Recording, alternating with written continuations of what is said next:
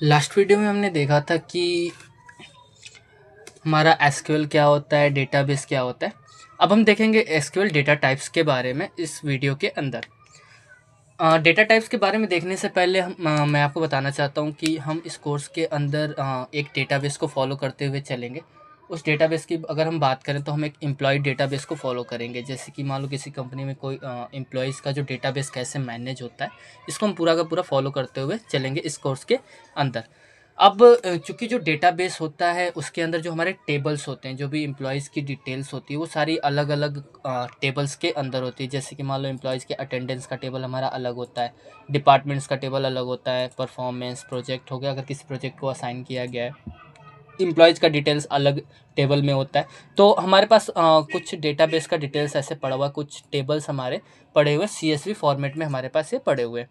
अगर हम देखें यहाँ पे एम्प्लॉइज़ के टेबल के बारे में, तो इसको अगर हम ओपन करके यहाँ पे देखते हैं तो यहाँ पे आप देख पा रहे हो कि इसमें कुछ डिटेल्स दिया हुआ है कि एम्प्लॉई आईडी क्या है, एम्प्लॉई का नेम हमारे पास दिया हुआ है, उसका एज, डिपार्टमेंट आईडी, सिटी, ये डिटेल्स ऐसे दी हुई हैं। तो हम क्या करेंगे, सबसे पहले तो हम डेटाबेस को क्रिएट करेंगे। फिर डेटाबेस क्रिएट करने के बाद उसमें हमारे मल्टीपल टेबल्स जो हैं, जैसे कि attendance, departments, employ performance, projects, employees, projects, salaries, ये सारे टेबल्स हम उसके अंदर क्रिएट करेंगे। उसके बाद हम क्या करेंगे, उस टेबल के अंदर इन डेटाज़ को हम कैसे हम उसके अंदर हम डेटाज़ को उसमें फिल करेंगे, कैसे हमारे डेटा सारे उसमें एंटर होंगे। उसके बाद हम उस डेटा को कैसे हम एनालाइज करेंगे, स्टेप बाय स्टेप हम ये सारी चीज़ें हम इसके अंदर सीखने वाले हैं। अब चूँकि हम थोड़ा-सा हम बात करते हैं डेटा टाइप्स के बारे में कि डेटा टाइप्स हमारे होते क्या हैं। तो डेटा टाइप्स जो होते हैं, जैसे कि मान लो हमारे पास ये इस टेबल की ही हम बात करें, एम्प्लॉइज़ टेबल की अगर हम बात करें तो इसमें आप देख रहे हो यहाँ पे एम्प्लॉय आईडी दिया हुआ है, जिसके अंदर हमें नंबर्स में एम्प्लॉय आईडी दी हुई है, नेम दिया हुआ है जिसमें कि ये टेक्स्ट फॉर्मेट में हमारा नेम दिया हुआ है, एज है जो कि नंबर है। तो हमारा ये क्या है, हमारा जो नाम लिखा हुआ है किस फॉर्मेट में, टेक्स्ट फॉर्मेट में या फिर स्ट्रिंग फॉर्मेट में, जो भी फॉर्मेट में। तो ये हमारा क्या होता है, किस टाइप का डेटा है ये हमारा टेक्स्ट डेटा है, तो इसका डेटा टाइप क्या हुआ, टेक्स्ट हुआ। ऐसे हमारा ये एज दिया हुआ है जो कि नंबर्स में दिया हुआ है, तो इसका डेटा टाइप क्या होगा, हमें बताना पड़ता है। हमें टेबल्स को क्रिएट करते टाइम हमें हर एक टेबल के हर एक कॉलम का डेटा टाइप बताना होता है कि वो किस टाइप का डेटा को स्टोर करके रखेगा। तो हमें वही समझना है कि कौन-कौन से डेटा टाइप्स होते हैं, उन्हें हम कैसे इसमें इनिशियलाइज़ करते हैं हमारे एसक्यूएल क्वेरीज़ के अंदर। आगे हम देखते हैं इसमें थोड़ा-सा हम अपने पीपीटी की तरफ बढ़ते हैं और इसमें हम आगे थोड़ा देखेंगे कि डेटा टाइप्स हमारे होते क्या हैं। Data types define the type of data that a column can store, यानी कि एक कॉलम किस टाइप का डेटा स्टोर कर सकता है, हम डेटा टाइप्स की हेल्प से हम इसमें डिफाइन करते हैं।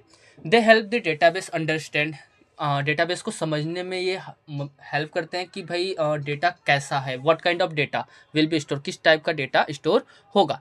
How much space to allocate, उस डेटा को स्टोर करने के लिए कितना मेमोरी में उसे कितना स्पेस देना पड़ेगा। What operations can be performed, उस डेटा के ऊपर किस टाइप के ऑपरेशंस परफॉर्म हो सकते हैं, वो कौन डिसाइड करता है, डेटा टाइप ही डिसाइड करता है। ठीक है। A column storing age should use integer data type. अगर हम एग्जांपल में देखें तो यहाँ पे हमारा दिया हुआ है कि अगर हम किसी टेबल में एज नाम से हम कॉलम बनाते हैं, तो उस एज वाले कॉलम में जो हम एज लिखेंगे उसका जो डेटा टाइप होगा क्या होगा, हमारा इंटीजर डेटा टाइप का होगा। तो यही हमें समझना है कि हम कैसे ये डेटा टाइप्स डिफाइन करेंगे इसके अंदर। आगे देखते हैं what data types are important. Data types हमारे इंपॉर्टेंट क्यों हैं। Data store data efficiently, data को एफिशिएंटली स्टोर करने के लिए, improve database performance, prevent incorrect data entry. अब ऐसा मान लो कि हमारा जो एज है उसमें हमने डेटा टाइप हमने सही से नहीं बना रखा। अब कोई एज में ऐसे लिखे 34 है तो उसको 3 4 इंग्लिश में लिखे कि THIRTY 30 FOUR 4, और कुछ लोग लिखे उसको नंबर्स में 3 4 ऐसे। तो फिर इसमें हमारा जो डेटा है वो इनकरेक्ट एंटर होगा और बाद में हमें एनालिसिस करने में बहुत सारी प्रॉब्लम्स क्रिएट होती हैं। तो इसी से हमें बचने के लिए हम डेटा टाइप्स डिफाइन करते हैं। ठीक है। नेक्स्ट हम देखते हैं categories of SQL data types. SQL data types की कितनी कैटेगरीज होती हैं। इनमें हमारा सबसे मेनली हमारे 4 तरह के कैटेगरीज यूज में आती हैं। न्यूमेरिक डेटा टाइप जिसमें कि नंबर्स वगैरह हमारे आते हैं, कैरेक्टर या फिर स्ट्रिंग डेटा टाइप्स हमारे होते हैं। Date and time data types, जिसके अंदर कि हम डेट और टाइम को स्टोर करके रखते हैं। और बुलियन डेटा टाइप्स, ट्रू और फॉल्स को स्टोर करने के लिए हम बुलियन डेटा टाइप्स का यूज करते हैं। सबसे पहले हम देखेंगे number data type, numeric data types. इसके अंदर हमारे क्या क्या आते हैं। इसमें हमारा सबसे पहला आता है इंट। इंट इंट क्या करता है, हमारा stores whole number. Whole numbers को स्टोर करने के लिए हम क्या यूज करते हैं, इंट का यूज करते हैं। ऐसे हम बिग इंट का भी यूज करते हैं, stores very very large numbers. अब मान लो कि नंबर्स ही है हमारा, कुछ छोटे मोटे नंबर्स है तो उनको हम इंट में यूज करके स्टोर करके रख सकते हैं। बट मान लो कि बहुत बड़े नंबर्स हैं, मोबाइल नंबर हो गया, फिर उससे भी बड़े नंबर्स हो गए, उन्हें अगर हमें स्टोर करना है तो वेरी लार्ज नंबर्स हो गए, तो हमारे उनको हम बिग इंट के अंदर स्टोर करके रखते हैं। ऐसे हमारा होता है डेसिमल और न्यूमेरिक। ये क्या करता है, stores precise numbers with decimals, यानी कि ये डेसिमल वैल्यूज को स्टोर करने के लिए हम यूज करते हैं डेसिमल और न्यूमेरिक को। आगे देखते हैं, अगर हम एग्जांपल देखें कि न्यूमेरिक डेटा टाइप हम कैसे क्रिएट करते हैं। अगर हमें इंटीजर टाइप का हमें क्रिएट करना है, मान लो हमने एक टेबल क्रिएट किया, एम्प्लॉयज़ के नाम से हमने यहाँ पे टेबल क्रिएट किया है।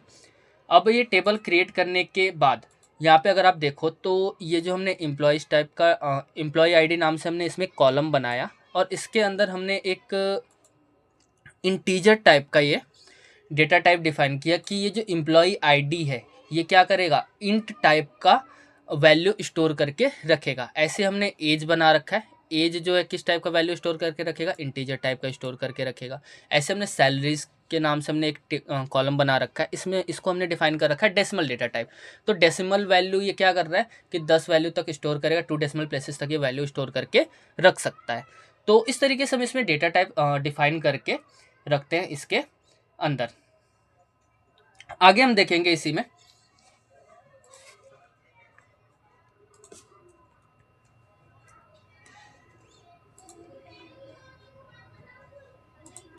नेक्स्ट हम देखते हैं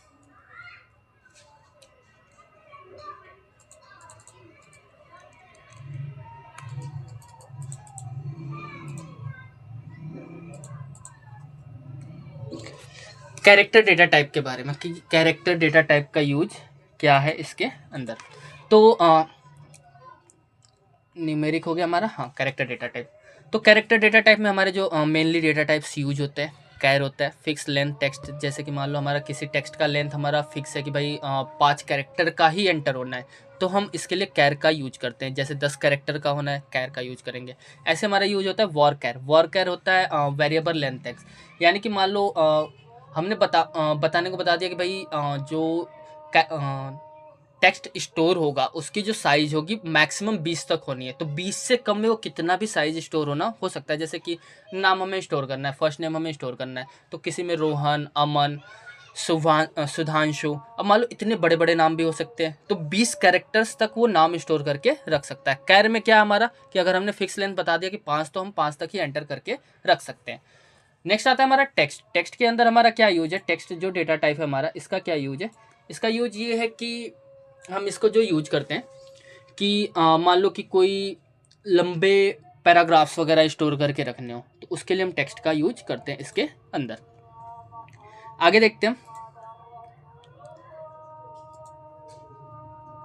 इसका, अगर हम एग्जांपल देखें तो यहाँ पे आप देख पा रहे हो कि यहाँ पे हमने एक टेबल क्रिएट किया है, एम्प्लॉयज़ के नाम से हमने एक टेबल क्रिएट किया। इसमें हम कुछ कॉलम्स क्रिएट कर रहे हैं, यहाँ पे नेम, सिटी और ईमेल के नाम से हमने यहाँ पे कॉलम्स क्रिएट किया है। इसमें आप देख पा रहे हो कि जो नेम से हमने ये कॉलम क्रिएट किया, इसका हमने यहाँ पे जो डेटा टाइप बताया वॉर कैर बताया 50, यानी कि हम 50 कैरेक्टर्स तक हम इस नेम के अंदर स्टोर करके रख सकते हैं। ऐसे सिटी और ईमेल का भी हमने इसमें बना रखा है। तो इस तरीके से हम डेटा टाइप्स डिफाइन करते हैं कैरेक्टर्स का।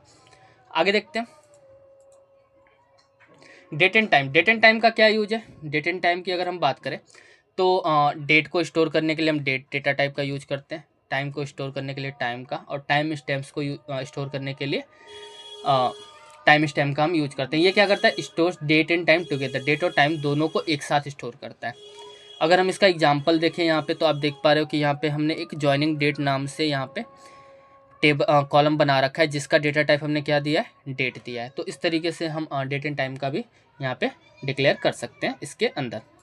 आगे देखते हैं, नेक्स्ट है हमारा Boolean data type. Boolean data type जो होता है हमारा क्या स्टोर करता है, ट्रू और फॉल्स को ही स्टोर करता है।